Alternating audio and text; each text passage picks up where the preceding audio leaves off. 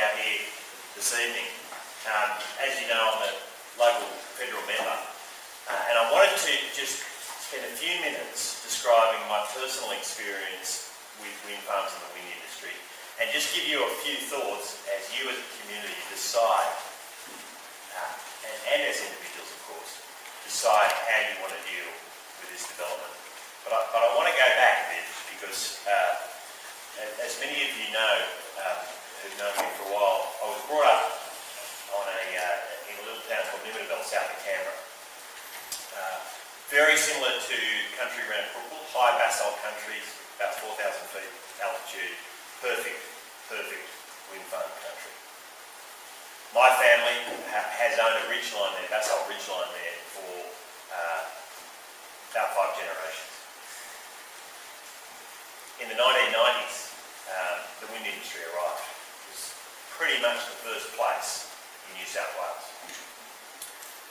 My extended family lived all the way along that ridgeline, and I watched my local community fall to pieces.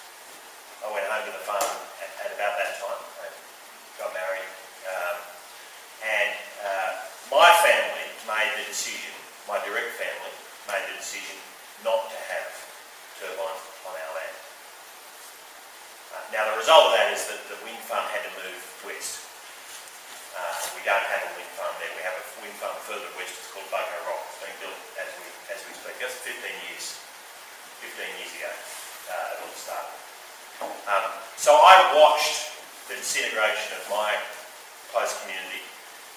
That happens in development sometimes. It even happens in good development sometimes. So I accept that. But it was a very sad thing for me to watch.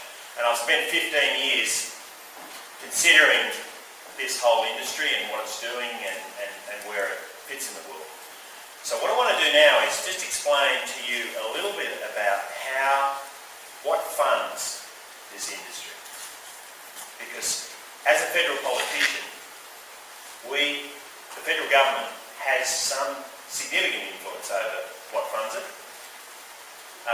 And I want to also explain the role of the ACT government, because they are a major player in what might happen here at Bright Park.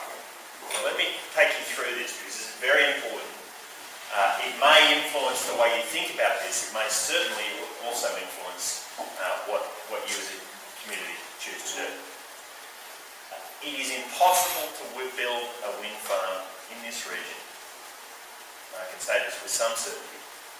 Impossible to build a wind farm in this region in a way that would make money without very significant subsidies. Very significant subsidies.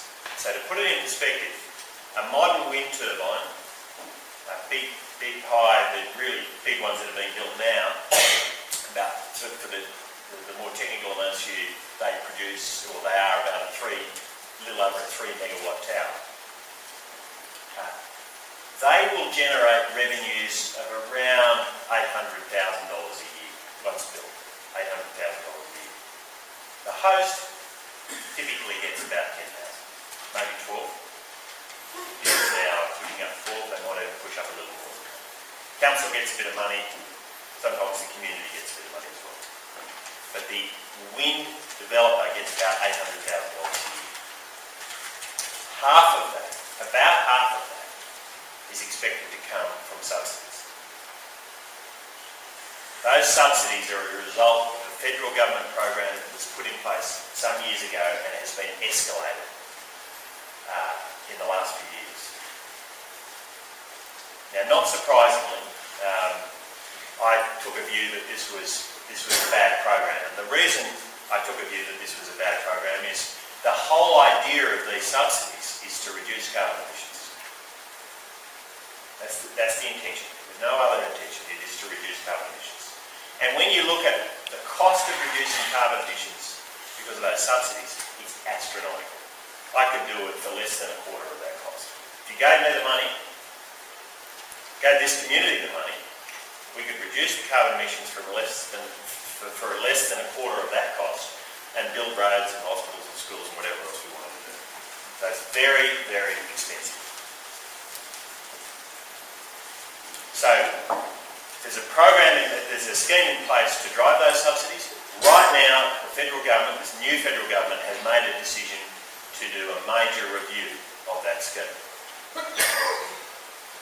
The expectation of the wind industry, rightly or wrongly, the expectation of the wind industry is there will be a major change in that scheme. And as a result, it is very unlikely that any wind company will build wind turbines in this region on the expectation that they're going to get those subsidies. So that's, for those who are against it, that's good news. For those who are in favour, I guess that's bad news. But there is an expectation that that scheme will go, or at least not, even if it doesn't go, it will be significantly watered down. That's very important.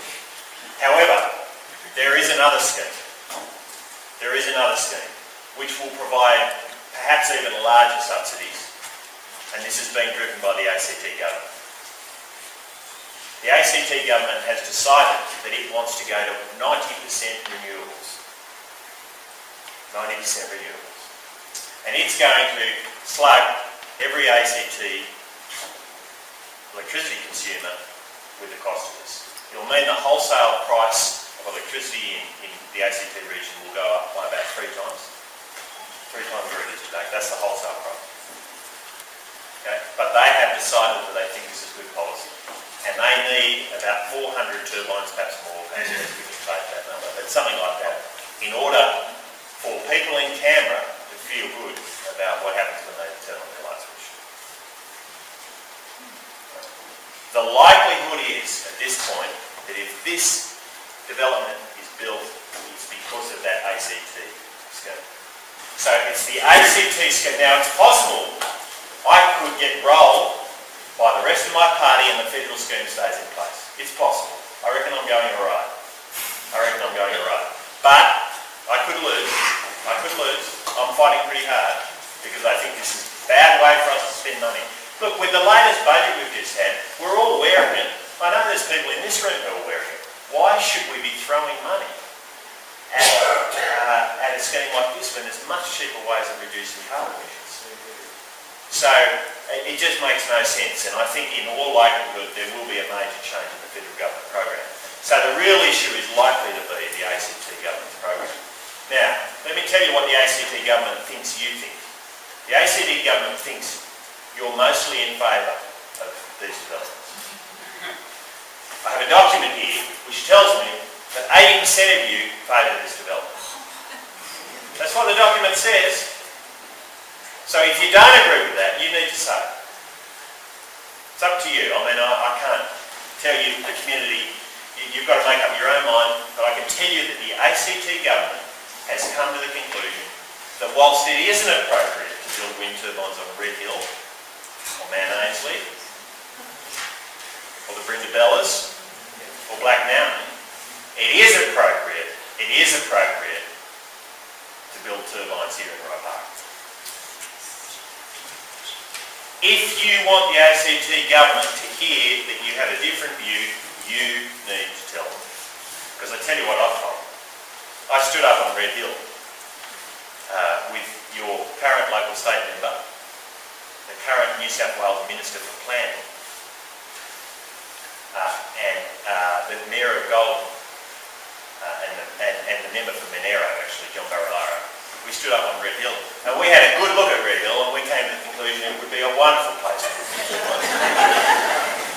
But the Canberra Times, God bless them, the Canberra Times decided that it wasn't such a good place. But if you think that the ACT government's got it wrong, if you think that it's not true that 80% of people here are in favour, you need to tell them. And this is incredibly important, let me tell you. Because at the moment, Canberra has decided that the regions should be the place to put the turbines, and I'm not convinced that you're all going to agree with that.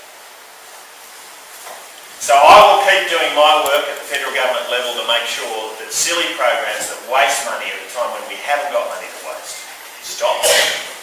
But I plead with you that if you don't want this development to proceed, that you tell the ACT government how you feel about it.